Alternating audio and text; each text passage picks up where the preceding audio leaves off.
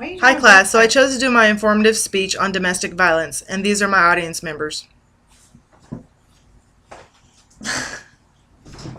Oh my goodness, you guys. I'm going to give you all a few facts and a little bit of information on different types of domestic violence and the abuse. I feel that this was a good choice to do my informative speech on because, like me, not a lot of people understand or they fail to realize just how bad the abuse can get. Abuse is a pattern of destructive behaviors used to exert power and control over a spouse or partner. Relationships tend to exist on a spectrum, which at times can be hard to tell when a behavior crosses the line from healthy to unhealthy or even abusive partnerships. People who have never been abused often wonder why people of abuse choose to stay in their relationships, but they also fail to realize that to just up and leave the relationship can be more complicated than it seems. There are many reasons why both men and women stay in the abusive relationships. Here are a few. Most victims of domestic violence stay in relationships because of fear. The fear of what would happen if they leave, or depending on how severe the abuse is, the fear of their life. Believing that the abuse is normal because the abuser is likely to tell you that they love you or do kind gestures after he or she abuses you and states that they will never do it again. This leads you to believe that it will only happen once and that they truly are sorry for what they have done. Embarrassment will make you feel as if you've done something wrong by becoming involved with an abusive partner. They may also worry that their friends and families will judge them. When an abuser constantly puts their partner down and blames them for the abuse, it can be easy for them to believe those statements and think that the abuse is their fault, which leads to low self-esteem. But the main reason both men and women stay in abusive relationships is hoping that their abuser will change. Think about it. If a person you love tells you that they'll change or they, will try harder not to do it again, you will believe them. The abused may only want the violence to stop, not for the relationship to end entirely.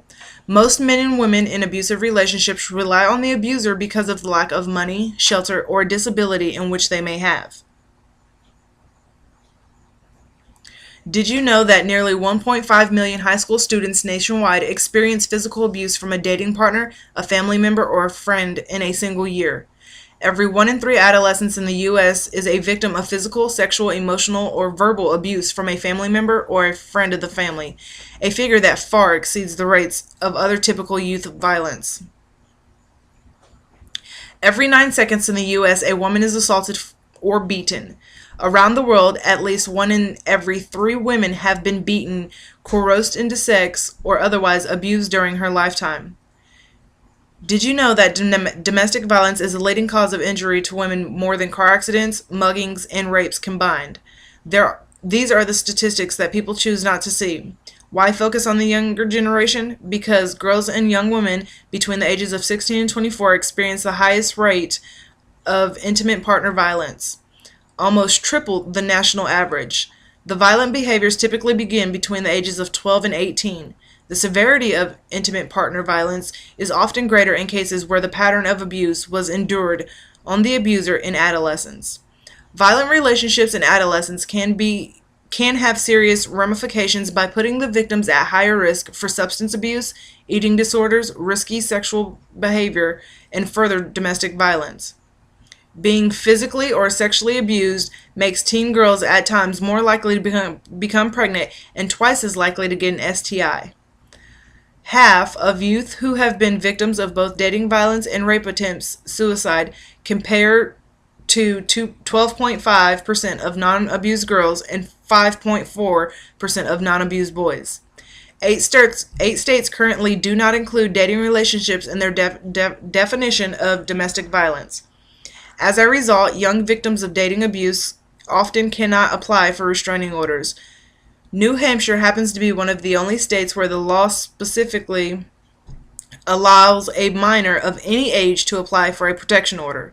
More than half of states do not specify the minimum age of a petitioner. Only 33% of teens who were in a violent relationship ever told anyone about the abuse. 81% of parents believe teen dating violence is not an issue. A teen's confusion about the law and their desire for confidentiality are 2 of the most significant barriers stopping young victims of abuse from seeking help. If you have friends, or family members who are in an unhealthy or an abusive relationship, the most important thing you can do is be supportive and listen to them. Please don't judge. Understand that leaving an unhealthy or abusive relationship is never easy. Try to let them know that they have options. Invite them to check out the resources like loveisrespect.org or endabuse.org. There's many more. Remember, there's always help. For more information or to find out about available resources in your area, chat with a peer advocate. Don't just stand by knowing that there is a friend or a family member in a domestic relationship. You can help. You can make a difference.